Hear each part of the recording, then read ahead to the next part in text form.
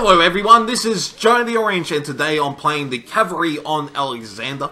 Now when it comes to these guys, they do play out a bit different than basically all the other Cav. And I've got to say, I'm still trying to get the hang of it because, yeah, you really need to hit your charge straight on. If you don't, you kind of get wrecked, especially at tier 7 when you don't have that horse kick ability.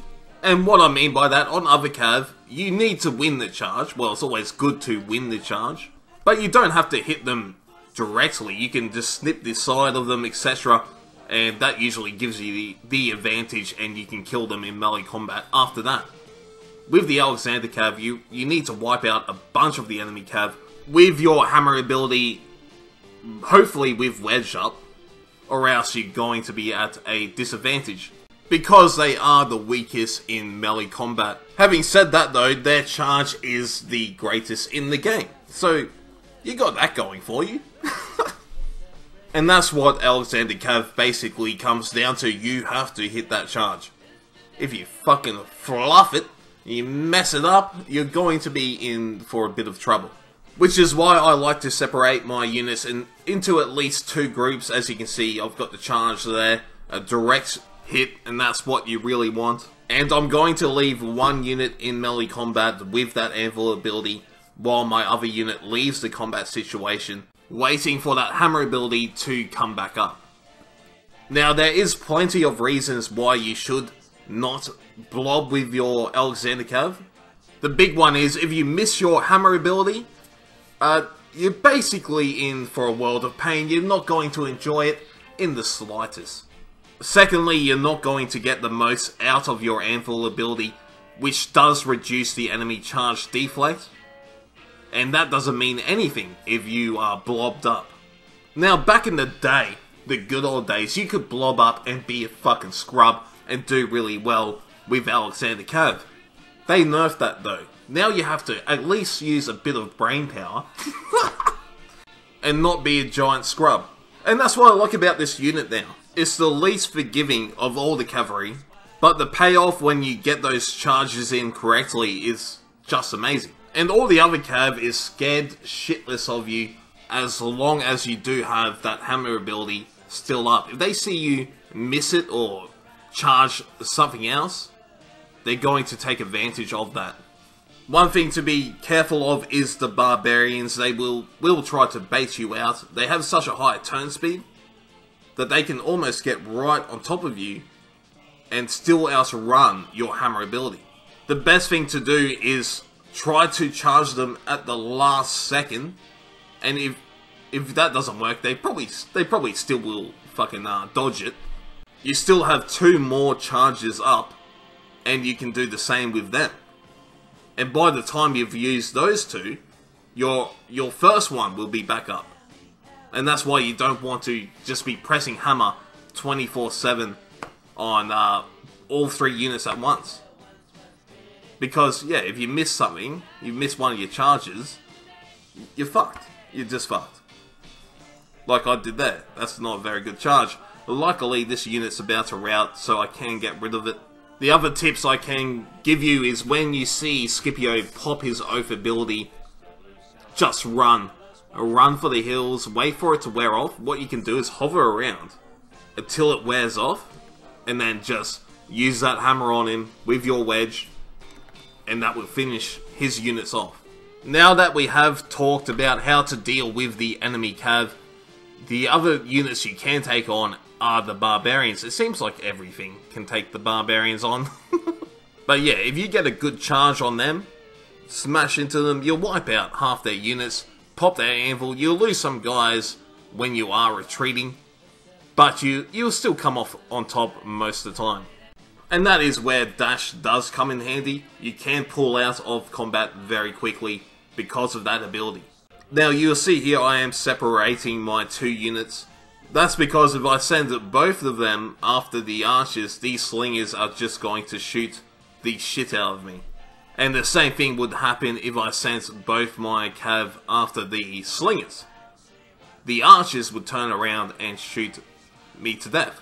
These guys can't take nearly as much range fire as the Roman Cav can. so you do have to watch out for it.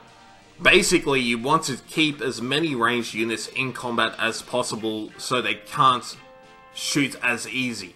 Once these Roman infantry units are close enough to put pressure on those archers, I'm just leaving that combat situation so I can deal with the slingers.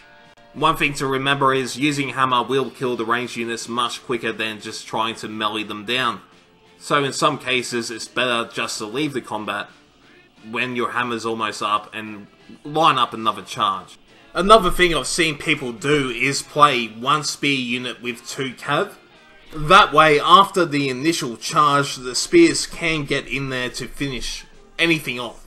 It does slow down your movements across the battlefield a fair bit though.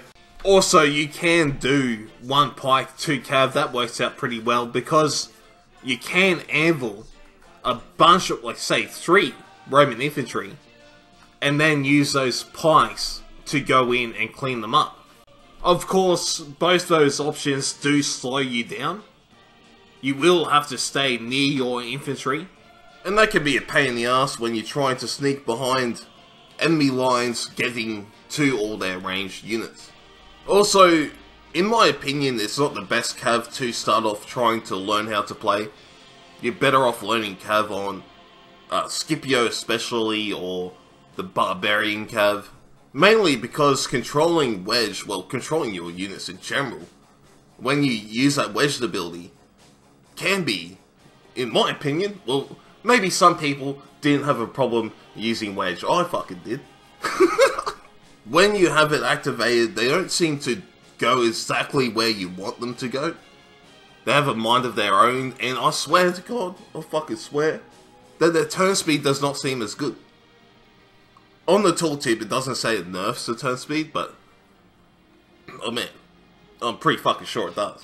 Also, if they haven't like completely lined up to where you want to charge, if the wedge is still like half facing one direction and then you push your hammer ability, they don't charge exactly where you want them to. At least that's what I found with my experience. Now, after I've played it a fair bit, I hardly even notice, you know, the turns, like any of that shit. So, you get used to it, basically. That's what happens. You get used to using wedge, and then it's all good. But at the start, I was thinking, what the fuck, man? They cannot charge in a straight line. And when you do miss that charge, that unit's, like, you know, it's got a 90% chance of dying. So I'm not sure if anyone else has experienced that. Maybe it's just me, and I kept fucking, yeah, just messing up. I don't know. Because now I don't even notice that.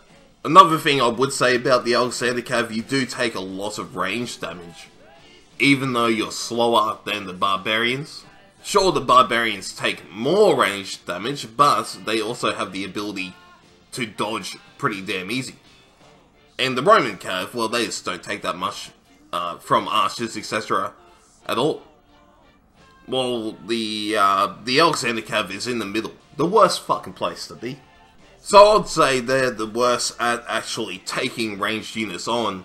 But because of how like big their charge is, they are the best at cleaning up small units of infantry or rear charging infantry already engaged in combat.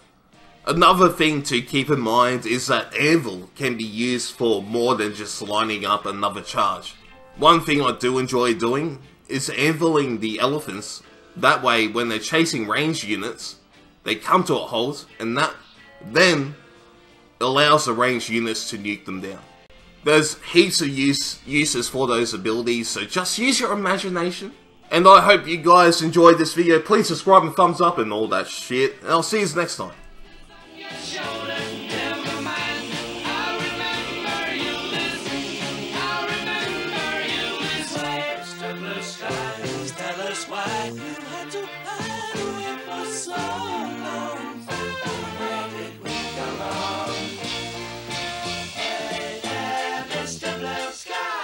Please